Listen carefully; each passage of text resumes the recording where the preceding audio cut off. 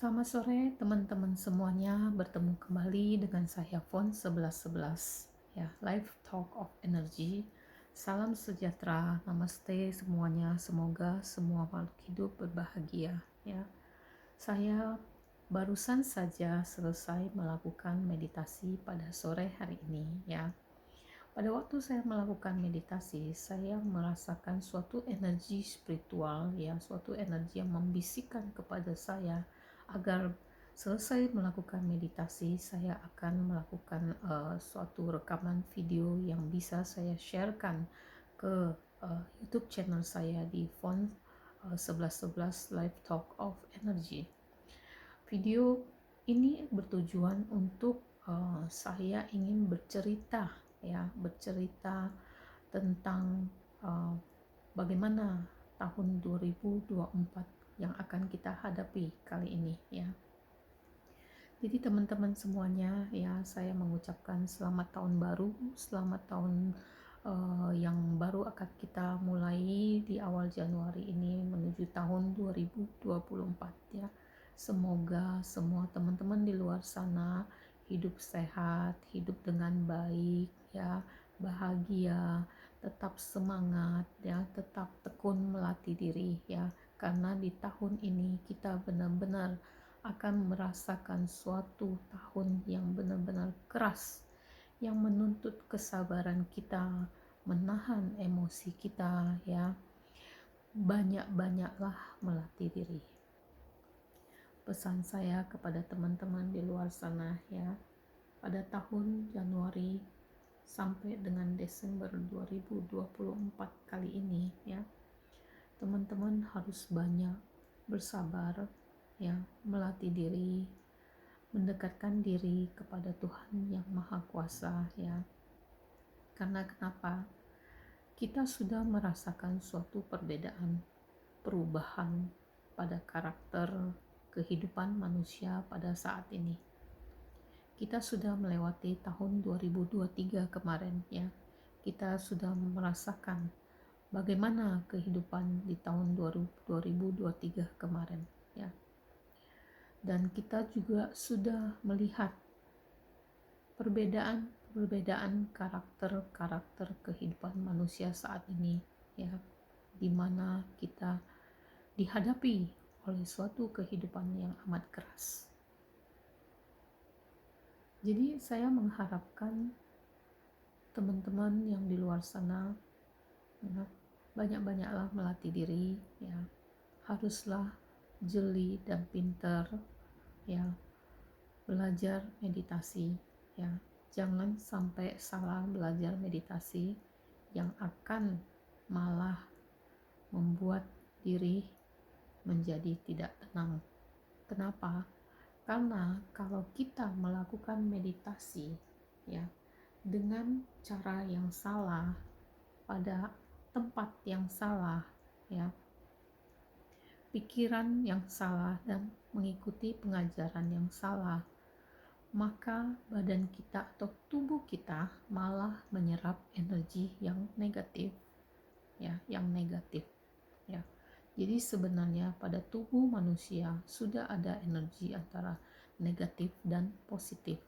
Tinggal bagaimana caranya kita membuat dua energi tersebut menjadi balance ya, perputaran energi antara yang positif dengan yang negatif ya. Ya, kadang-kadang kita melihat orang yang sudah banyak melatih diri, kenapa bicaranya lebih tenang dan lebih santai. Dan orang yang melatih diri, bahkan ada yang lebih emosional dibandingkan dengan orang yang tidak melatih diri. Kenapa? Karena orang yang melatih diri, badannya dipenuhi oleh energi ya. Pada saat dia emosi ya, energi yang negatif yang ada di badannya itu yang berputar dengan keras ya, sehingga memancarkan energi negatif tersebut menjadi suatu amarah yang begitu besar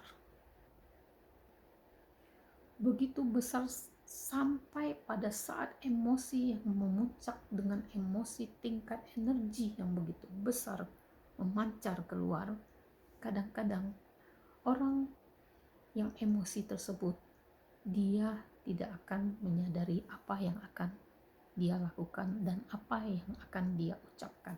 Jadi harus sangat berhati-hati. Ya. Demikian juga sebaliknya. Orang yang sering melatih diri, ya, pada saat dia mempunyai hati yang tenang dan nyaman, ya, dia siap menolong siapa saja tanpa pamrih. Ya. Dia menerima keadaan kehidupan dia, apapun yang terjadi, dia akan menerimanya. Karena pada saat itulah energi positif yang bekerja pada dirinya, memancar aura yang positif, ya, keluar dari dirinya dan di dalam hatinya. Jadi untuk itu teman-teman, ya, melatih dirilah dengan benar. Ya, saya ingin mengajak teman-teman semuanya, banyak-banyaklah berdoa, banyak-banyaklah berbuat baik, menolong teman-teman kita yang kesusahan di luar sana, ya. Apalagi di kehidupan tahun 2024 ini, kita akan menghadapi suatu tahun yang sangat keras, ya. Ibarat kata kita hidup di dalam hutan belantara. Siapa kuat, siapalah yang bertahan. Dan untuk melewati malam ke pagi di dalam hutan belantara, itu merupakan suatu perjuangan, ya. Tidak digigit oleh binatang buas, melewati malam yang gelap, ya, menunggu matahari bersinar dan berpikir bagaimana caranya agar bisa keluar dari hutan tersebut, ya. Jadi kehidupan manusia juga seperti itu teman-teman, ya. Kita merasakan suatu perputaran kehidupan dan gejolak kehidupan yang begitu keras. Saya sendiri pribadi merasakan itu semuanya. Banyak teman-teman yang bertanya kepada saya, Bu Fon, saya melihat ibu begitu sabar mendapati cobaan-cobaan yang ibu hadapi saat ini. Ya. Saya melihat ibu selalu mau dengan tulus membantu orang. Apakah ibu tidak merasa capek? Saya bilang, saya menolong orang dari hati saya. Setiap saya mendengar ada orang yang membutuhkan pertolongan saya, ya, bukan materi yang saya berikan lewat pertolongan, ya, bukan barang yang saya berikan, tetapi doa yang saya berikan kepada orang tersebut. Semangat dan bagaimana saya berdoa kepada Yang Maha Kuasa.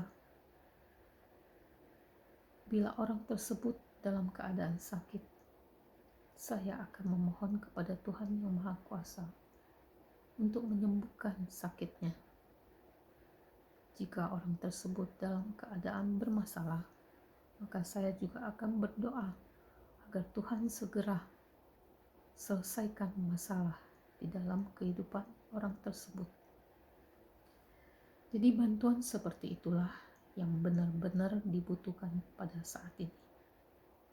Ya, bukan secara materi, barang, tetapi secara spiritual, yaitu dengan doa. Teman-teman pasti bertanya, bagaimana caranya melakukan meditasi dengan benar? Supaya kita benar-benar bisa merasakan ketenangan jiwa kita. Bagaimana caranya supaya kita bisa meredam emosi kita? Walaupun kita berada dalam kehidupan yang sangat sulit. bagaimana kita bisa memaklumi keadaan, bagaimana kita bisa menerima keadaan.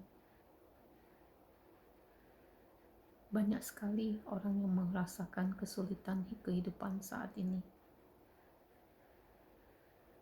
di mana tidak ada satu orang pun yang bisa membantu.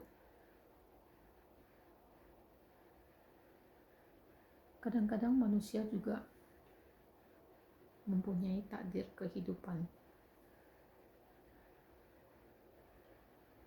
Ada yang bahkan menjadi malas berdoa karena merasa semakin saya beriman, semakin saya melatih diri, kok kehidupan saya malah lebih susah daripada teman saya yang di luar sana.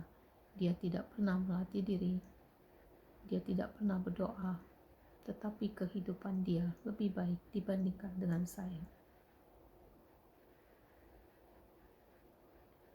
Jadi untuk itu teman-teman, mendekatkan diri kepada Tuhan Sang Pencipta,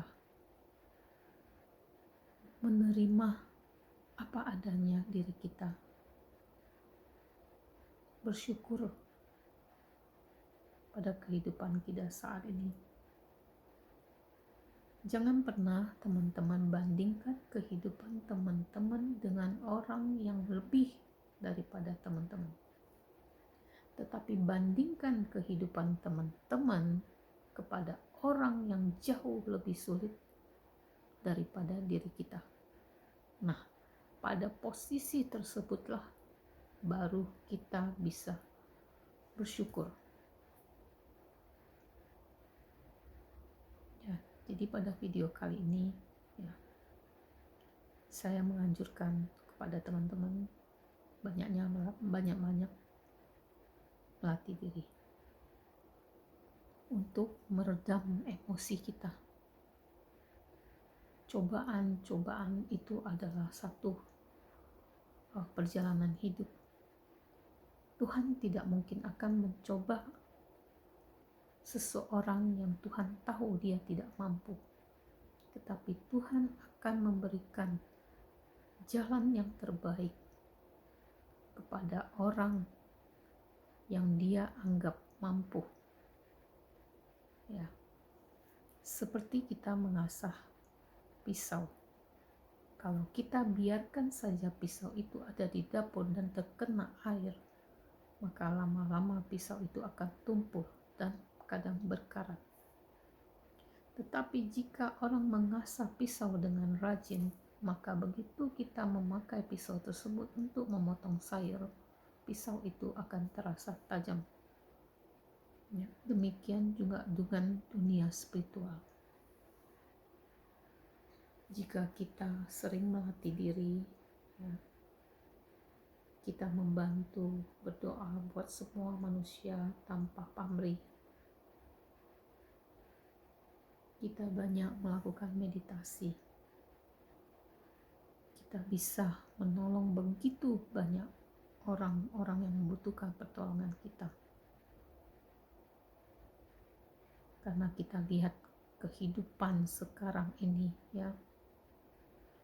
Coba teman-teman pernah nggak berada masuk dalam satu lift yang dipenuhi orang banyak? Begitu kita masuk ke dalamnya, kita bercoba untuk memberikan suatu senyuman kepada orang-orang di sana. Bila di dalam lift tersebut ada 10 orang, hanya akan ada beberapa orang saja yang membalas senyummu. Dan ada lebih banyak lagi orang yang menganggap, loh ibu ini kok aneh ya, nggak kenal kok senyum-senyum sih. Dan ada lagi sebagian orang yang memandang aneh kepada kita. Ada yang pura-pura tidak melihat kehadiran kita. Dan bahkan pernah gak teman-teman rasakan pada saat mau kita menuju ke pintu lift, di dalam dengan jalan beriringan kita dilewatin oleh beberapa langkah, 10 langkah dari orang yang akan masuk ke dalam lift yang sama.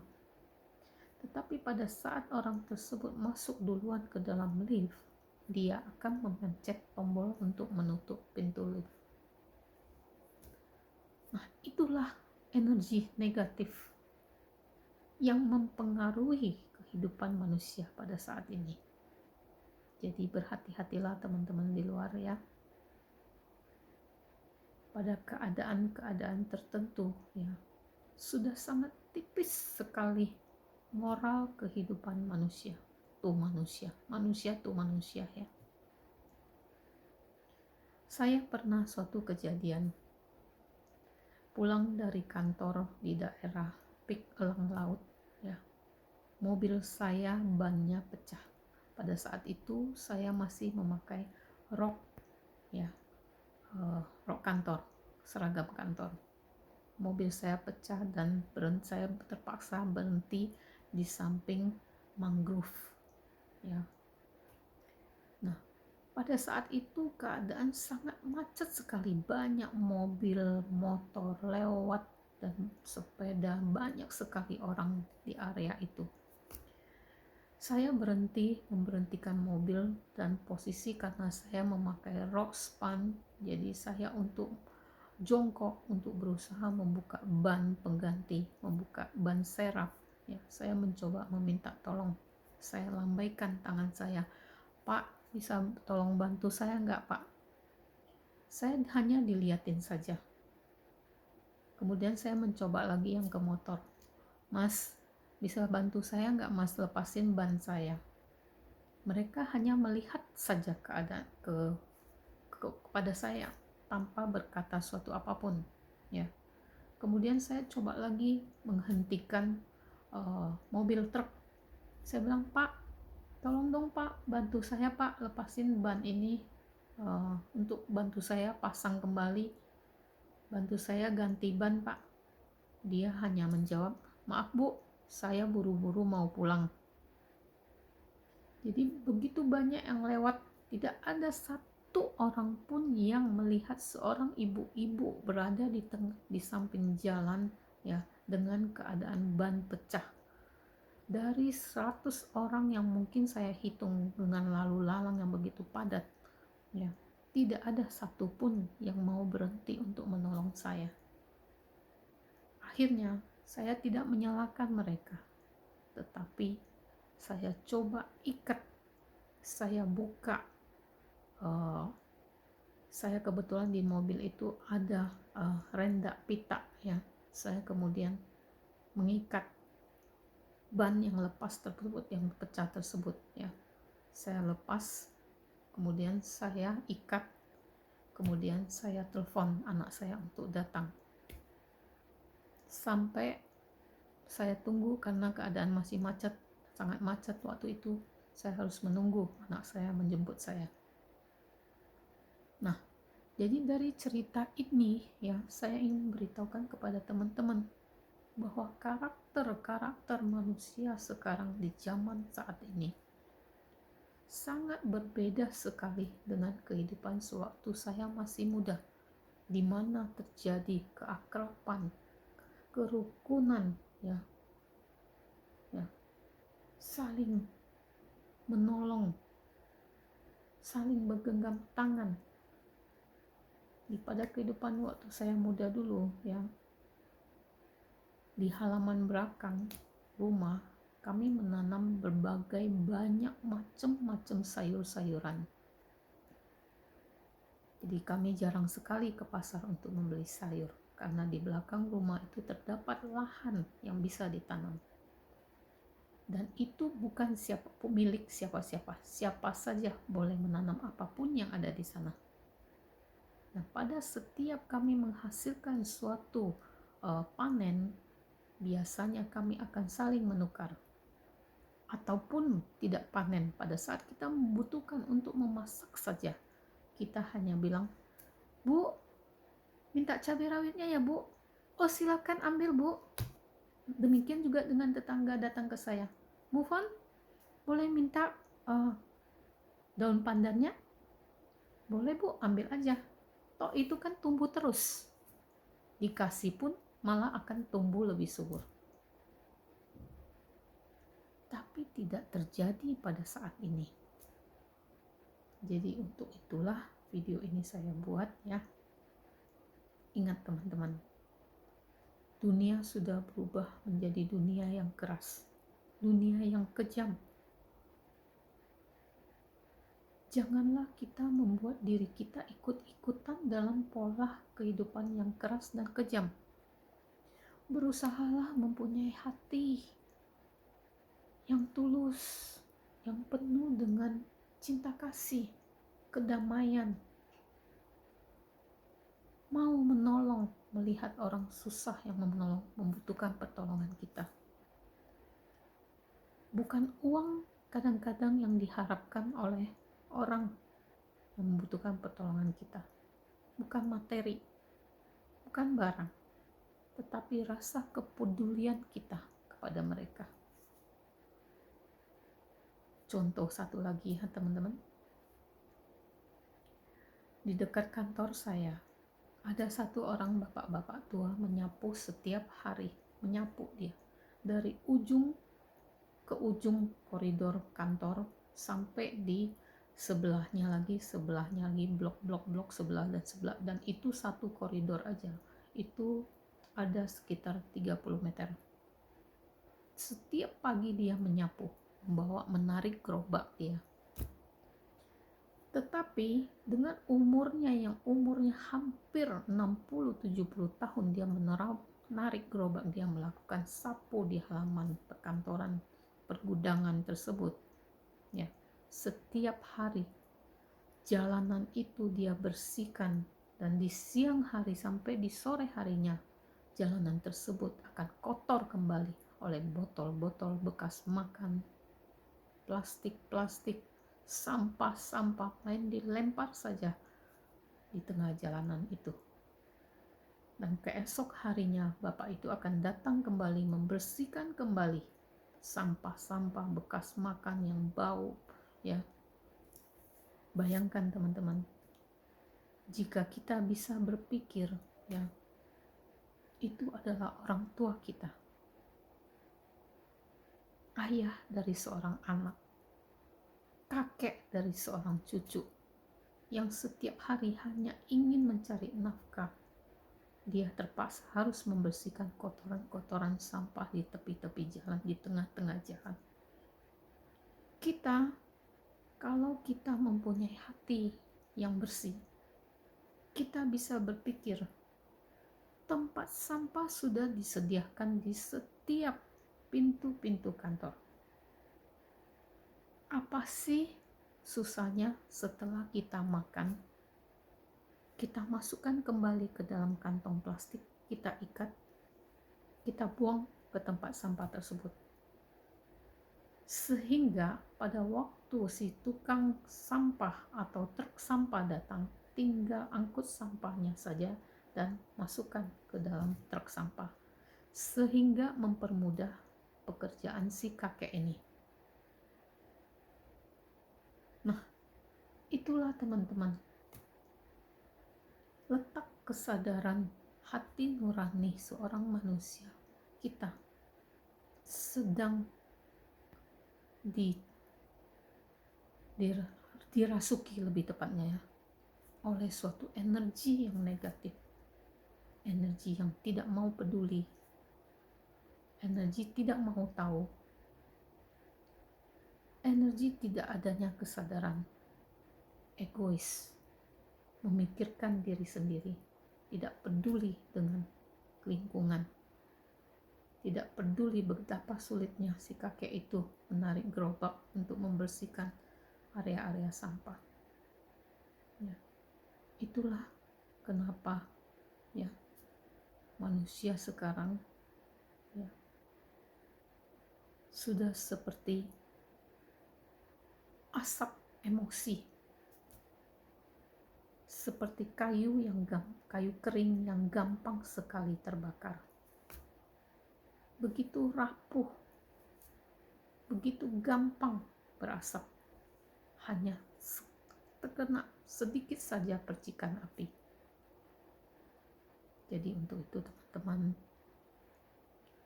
Marilah kita semuanya banyak-banyak berdoa, merenungi kehidupan kita sebagai umat manusia di muka bumi ini.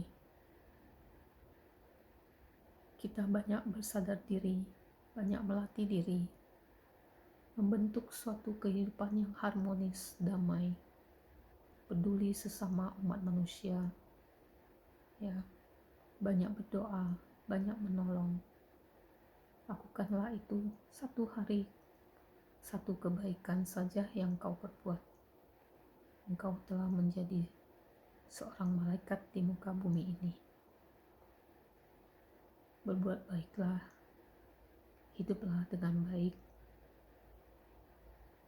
hidup sehat, rajin meditasi, banyak-banyak membantu orang dengan ikhlas, tanpa pamrih. Janganlah jadi seorang yang dipenuhi oleh energi negatif, dipenuhi dengan kemarahan. Banyaklah melatih diri teman-teman. Saya kira sampai di sini saja video saya. Mohon maaf jika ada kata-kata saya yang tidak benar. Ini hanya sebuah ungkapan hati pribadi saya saja yang mungkin bisa berguna untuk teman-teman di luar sana. Tetap semangat dalam kehidupan ini. Kita bergandeng tangan semuanya, ya. Hadapi hidup ini dengan baik dan benar. Banyaklah berdoa. Semoga video ini membantu. Salam damai, salam sejahtera. Sampai ketemu lagi di video saya berikutnya. Salam sejahtera, salam damai, salam bahagia. Terima kasih teman-teman.